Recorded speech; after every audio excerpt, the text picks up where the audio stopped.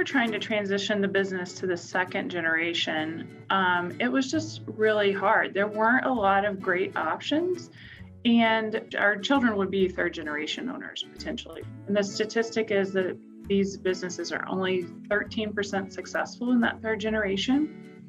So we didn't want to be reliant upon them for our retirement plan. We didn't want them to ever feel like they had to join the business. We also didn't want our employees to ever be reliant upon our family for the continuation of the business.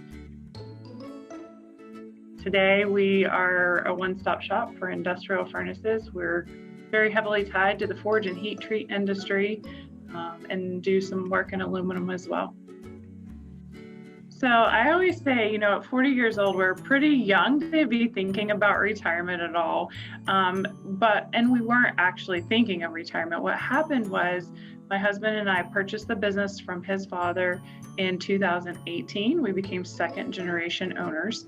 And I was asked to sit on a succession planning panel and speak about that experience.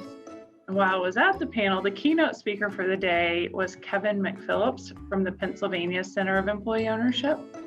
And he just told amazing stories about companies that had become employee owned. And so at lunch, I caught him real quick and I just introduced myself and told him a little bit about the business. And I said, what would Onex have to look like for employee ownership to be an option for us to transition to in the future?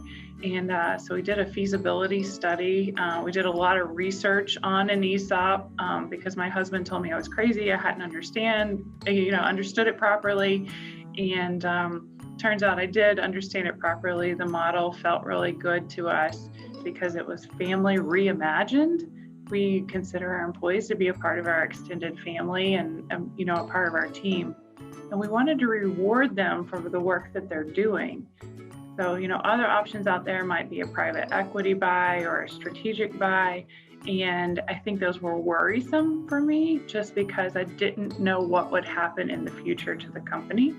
But an ESOP allows this company to stay in place with the same employees in the same communities for the future. And so in 2020, we went ahead and started that conversion to an ESOP and finished it in July. The PA CEO was really like the educational portion. I definitely think the state centers are a great resource. Now we have the national centers as well, but they can only travel so far, right? They can't get everywhere and be everything to everyone. So I think having that state center that is focused and helping their constituents in their own state, the manufacturers here or the small businesses here in their own states is really helpful.